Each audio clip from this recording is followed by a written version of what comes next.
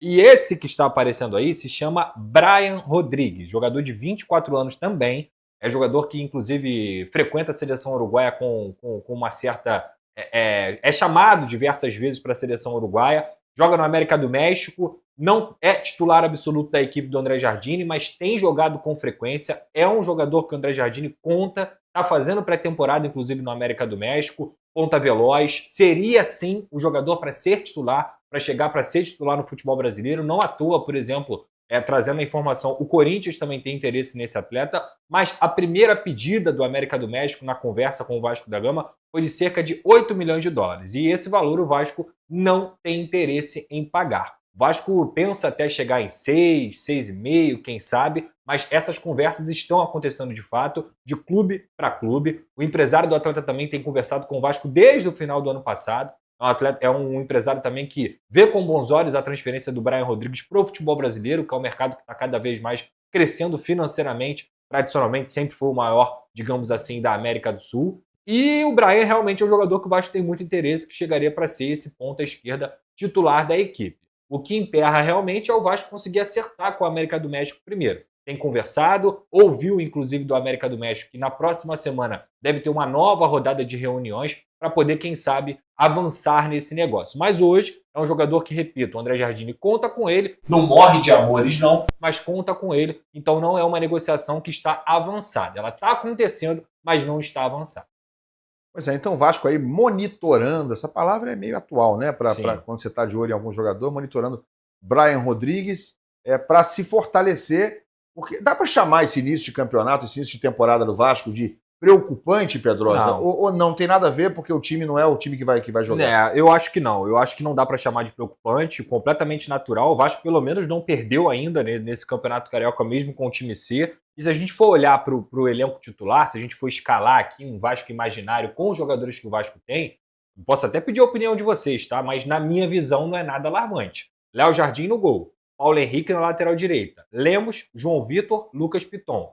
Jair, Tietê, Paulinho, Felipe Coutinho. E no ataque, o Alex Teixeira junto com o Verratti. Vale lembrar que o Vasco tem também o Paia no banco, tem jogadores como Hugo Moura, que foram importantes no ano passado, Matheus Carvalho também foi titular, o Mita Rodrigues é um lateral direito que é consistente, tem na seleção sub-20 hoje representados o Ryan, que é outro joia da base, também o Leandrinho na lateral esquerda. Então, assim, o elenco do Vasco, o que o elenco do Vasco precisa hoje urgentemente? Pontas, que é justamente o que o clube está buscando e atacando no mercado. Porque o elenco titular, que inclusive, quando o Carille começou a treinar, deve jogar nesse esquema de 4-4-2, não é um elenco que me causa algum tipo de nossa, tô desesperado, o Vasco não está se mexendo. Eu acho que o Vasco trouxe 2 jogadores de bom nível, que é o Lemos e o Tietê, e contratou também jogadores para apostar, como o Oliveira, como o Lucas Freitas, e está aí no mercado vem um Brian Rodrigues, e vem o Lloyd Augusto, e também contrata mais um ponto esquerda para poder fazer essa disputa com o Brian Rodrigues.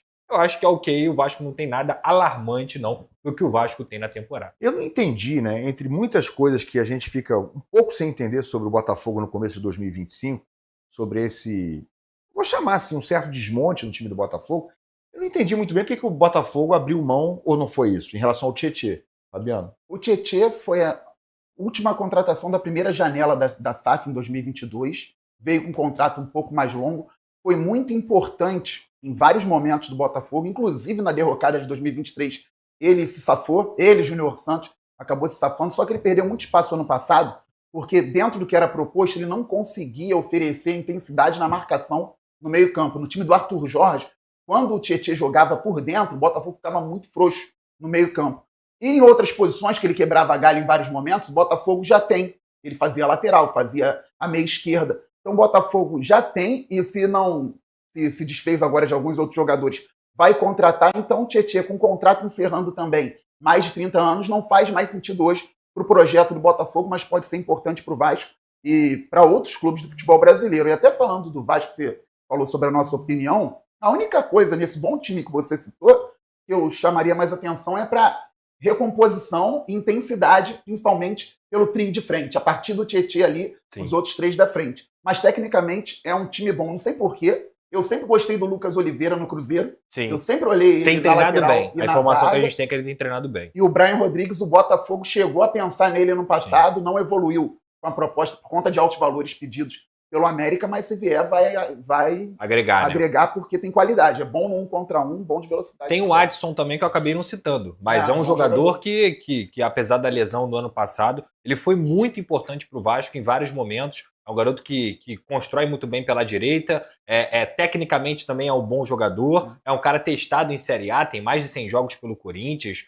No ano passado, como eu disse, ele foi um dos pontos altos da temporada do Vasco, e o Vasco, no final das contas, ainda vai ter o retorno de um Estrela, do David também, que fez alguns bons jogos no ano passado. Enfim, preocupante? Zero, não estou preocupado assim com o elenco que o Vasco... Salve, torcedor! Uma pausa rapidinha aqui no vídeo. Se você está curtindo o vídeo, não se esqueça de deixar aquele like maroto e se inscrever no canal. Conteúdo do Gigante da Colina todos os dias.